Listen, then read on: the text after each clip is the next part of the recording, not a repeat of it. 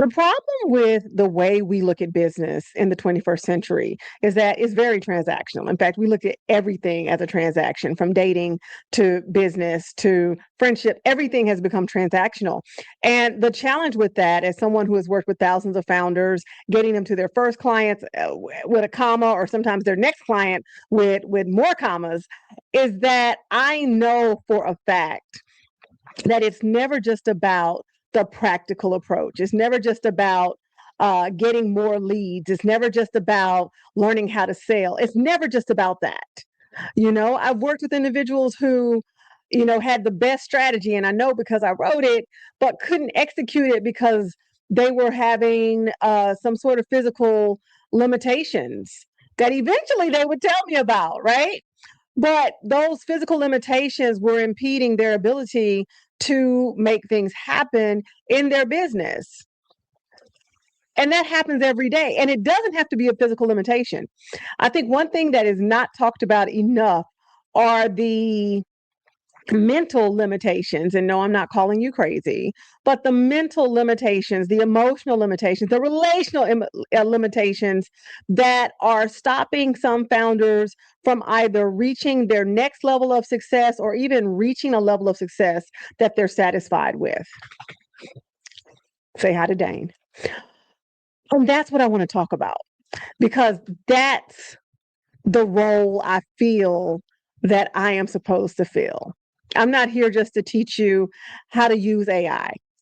Yeah, can I teach you that? Yeah, absolutely. Am I good at it? Yeah, I'm really good at it. And shout out to the people that make me better, But I'm also going to teach you that the way you've been brought up and the way you see money, the way you see receiving, if you're super religious and you were brought up in the Christian tradition, sorry, I went to seminary, we say tradition. If you were brought up in the Christian tradition, that you have been taught certain things about money and abundance that are absolutely incorrect. And whether you know it or not, they have subconsciously programmed you to want less, or to believe that everything has to be laborious, a chore. It needs to be hard. Oh my God. And a few years ago, I really actually, I face planted into a concept I created called hustle freedom. And the big deal with hustle freedom was, actually, was it hustle freedom? I think it was a different term before I adopted hustle freedom, but you understand what I'm saying. Because I know for a fact that the idea of hustle and grind usually has its foundations in I've got to get it by any way possible. It usually has its foundations in, oh my God, I've got to be successful. Oh my God, I've got to make this work. And nobody is telling you that the reason you feel that way is not simply because you've been programmed for greatness, because many of us have been programmed for greatness. But when you have to white knuckle and wrestle success and outcomes to the ground like some sort of demon cobra,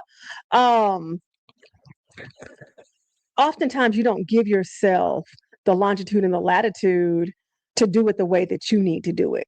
So now you are on a time deficit because everything is like, I got to do it now, now, now, now, now, now, now. Now, I'm not telling you that you shouldn't strive for outcomes. I'm not telling you that you shouldn't want results. I am simultaneously telling you that in the midst of all of that, results, and in the midst of all that success, there has to be a thing called balance. Shocking, but everybody talks about it, but nobody's doing it. It's work-life balance. It's work-life harmony.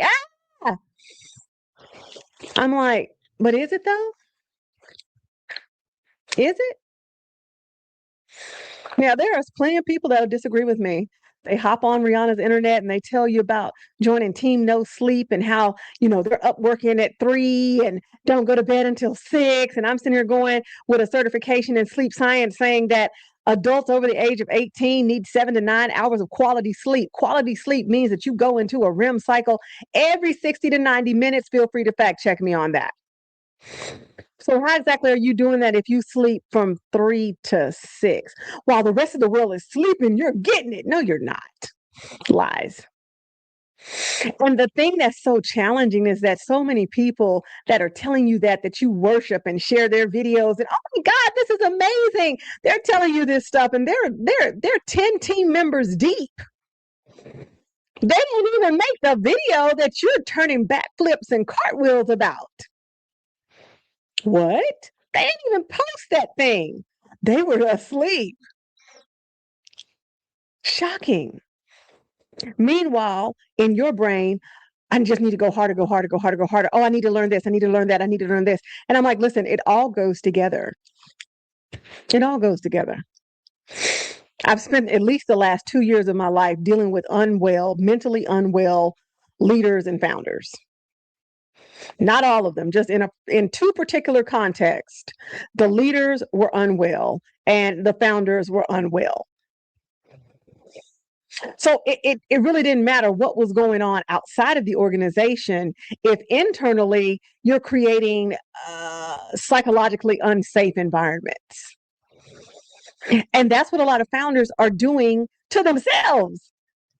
Your solo founded business, your solo founded venture is psychologically unsafe because you are incapable of giving yourself the grace and the space to move the way that you need to. Let me tell you what that looks like. So I understand that there are certain tools that go with entrepreneurship and small business ownership and foundership. And those are different things. I understand that. But, in all the emails that I get that have a tool to offer me, oh, lead generation with ChatGPT, da, da, da, da, da, all of these things, not one of them says, and we're going to align this with your belief system, and we're going to look at your values. And we're going to look at your childhood. And we're going to look at what you believe about abundance. A long time ago, I did a book called Deconstructing Hustle that basically broke down why you hustle from various contexts. I mean, everything from Engram to sun sign, birth order, religious beliefs. I mean, it just broke it all down. It was insane. I really like that resource. And it is actually still available. It's free. You can get it. If you want it, put hustle in the comments. But because I was finding that there were correlations between how you do your work in the world and how you see yourself in that work. And so instead of saying, you know what, I'm not really good at selling, because you're used to this marker of success. A lot of the people I work with, they identify as high achieving. They identify, some of them even identify, like myself, as recovering codependents, recovering people pleasers. But a lot of them, they're so used to winning. They're used to getting the promotion. They're used to getting the attaboy. They're used to getting the external validation that makes everything A-okay. That when this business starts kicking them in their hind parts, starts kicking them in the gluteus, starts kicking their ass. Let's just say it how I feel it. When it starts kicking their ass, they're like, oh my God, I'm failing. Oh my God, I don't fail. Oh my God, I'm not winning. And that's when you don't need to take another course about how to do the practical thing or the strategic thing. That's when it's time to dig into the energetic and the spiritual pieces of your identity that are shaping how you move and groove in this thing. And I know people throw the H word around a lot. They say healing. You got to healing. Oh my God, healing. And I'm like, yeah, but the people that are saying it and the people who are selling it, listen, it's two different things. It's two different things. People who are selling you healing, sometimes they know what they're talking about, but I've often seen that they really don't. Because when I was knee deep in my healing practice, the healing firm, everything that we did tied back to something else. Like, we're talking about triggers, but we're talking about how you trace those triggers to the source, and how triggers are not just bad, but they're also good, and what they can reveal to you and how they can set you up for success. See, there's a lot of people that profit from woundings. And if they can get you to focus on your woundings long enough, that'll get them about 15 to 20,000 out of you. When seriously, if you came into a space where you could be who you need to be in that moment, where there's a person like myself who believes in something I call and created called the fourfold action framework. Did I say that right? Fourfold action framework for founders. It's a lot of F's, y'all. I created that because I just don't believe that it's one way to skin the proverbial cat. I also don't believe that one way is the way. Like again, balance, and it's not a balance of work and life. It's not a balance of it's a balance within yourself. I can tell you implicitly, whenever I've done something just for the money, don't get me wrong, I fervently believe that you should get paid. But when I've done something just for the money, it has always come back to bite me in the buttocks. When I really didn't want to work with that client, but they wanted to pay me, buttocks. When I wanted to help this person out, but I really, I got that little feeling like, girl, don't you do that. I was like, oh, I just want to help them. Buttocks. Buttocks, y'all. Always. And so when I disregard the energetic and the spiritual values that I have, and the energetic, spiritual, intuitive, the energetic slash intuitive way that I see the world, buttocks. Always in the buttocks. And so that's why I know that it requires all. I know that beyond the buttocks, right? When I was knee deep in codependent behavior and people pleasing, my business looked very different. The things I would accept, the treatment that I would accept, the outstanding debts that I would accept. Some of y'all have heard my story about the person that owes me $8,000. I'll never see that money. It's been 20 years. Am I salty about it? No. I tell the story as a cautionary tale of what happens when your codependent patterns of behavior intersect your people pleasing patterns of behavior. Because remember, there's videos all around. If you Google me and look at my Google me, go to my YouTube channel and look at my older videos, you will see conversations around codependency and people pleasing. And all codependent patterns of behavior do not result in people pleasing, but all people pleasing patterns of behavior absolutely are tied to codependency. Okay, that's it. That's all. So imagine what happens for those of you who haven't addressed those things in your narrative. Am I saying you cannot be successful if you don't address those? No. I'm not dangling a carrot and saying you've got to be healed before you can be successful. Lies. There's plenty of people running around here, Rihanna's internet, 1600 Pennsylvania Avenue. I mean, whatever address, and they're not healed, whole, well. They're none of that. None of that. Because math is math. But I'm here to tell you that if you want to enjoy what you've built, if you want to have balance in your life, if you don't want to be like I was in 2006, going into ICU with countless blood clots for whatever reason,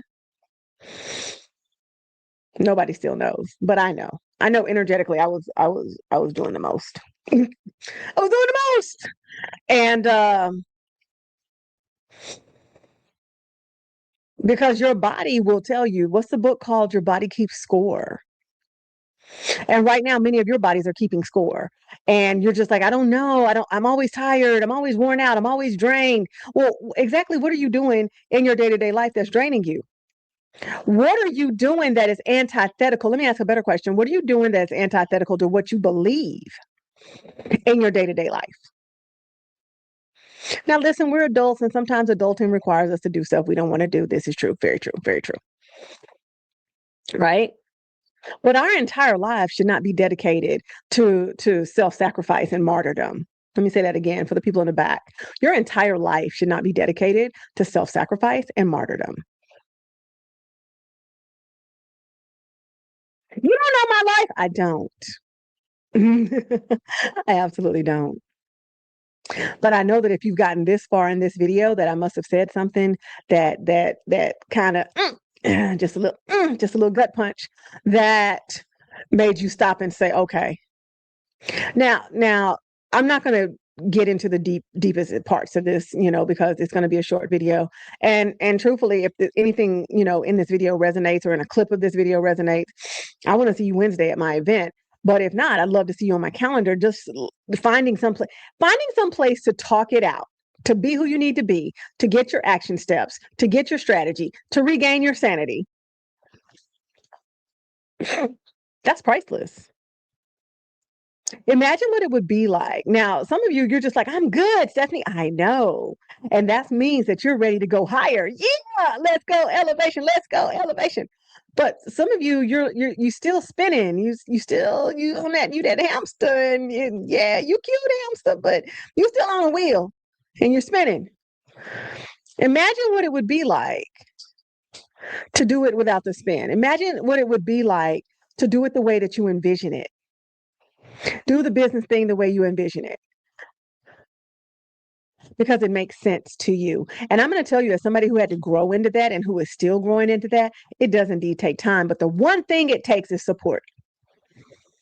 You cannot do it all on your own. I'm sorry. I'm sorry. That's why I hate the term solopreneur, because it makes it glorious to do everything all by yourself. Somebody cue the music. Everything all by yourself. And oh my God, you're a solopreneur. And stop telling people you're a CEO, and that's a whole different conversation, but we won't have it right now. But whatever. You're a solopreneur. You're so excited. And yeah, you're not excited. You're exhausted.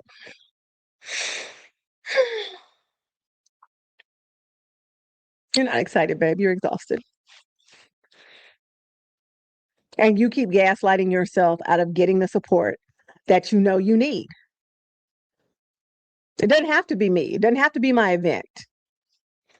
Find somebody that can hold space for you, safe space for you, and not safe space that includes a 20-step process that they give to everybody that comes into their program. Never have I ever, even as a coach, had a process that everybody had to go through the exact same way. All that tells me is your coach is an idiot. They have a limited comprehension of business or whatever their subject matter is. And they're like, but it's a framework. Frameworks are meant to be applied in a customized way. I have tons of frameworks. They don't apply to every client the same way.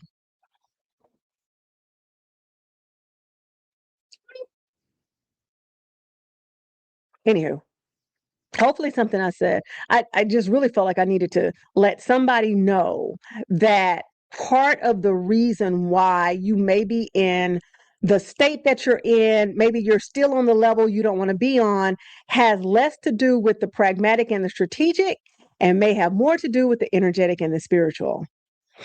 And if that's the case, then it's time for you to give yourself the grace and the space to work that out, to move that out of the way, move that out of your eye line so it doesn't distort your vision, for you to see yourself clearly, apart from whatever belief system or value system or whatever somebody may have heaped upon you.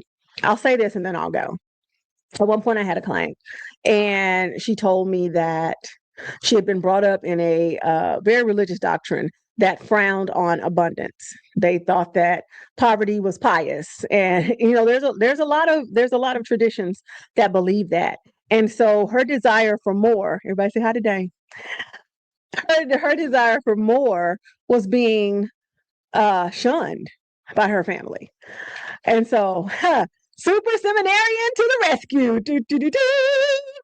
I went through scripture and I exegeted every text that spoke about abundance and what it means. And I gave her the ammunition, but also the permission to want an abundant life. And you know what? I was excited to do that for her. Let's go. Yes, I actually have a seminarian degree. I have a Master's of Arts in Leadership from Fuller Theological Seminary. Yay. I got a degree in Jesus, y'all. Don't mess with me. But it was a delight to do that, because again, those systems that have been heaped upon you or exacted upon you, some of you don't know this, but that may be why you're only doing so much, or you're not going balls to the wall, or you're not asking for X, Y, and Z, or you're pricing your programs at a particular level. Now, I'm a huge proponent of accessibility versus affordability, but that's another video. Um, but these are just some things to think about.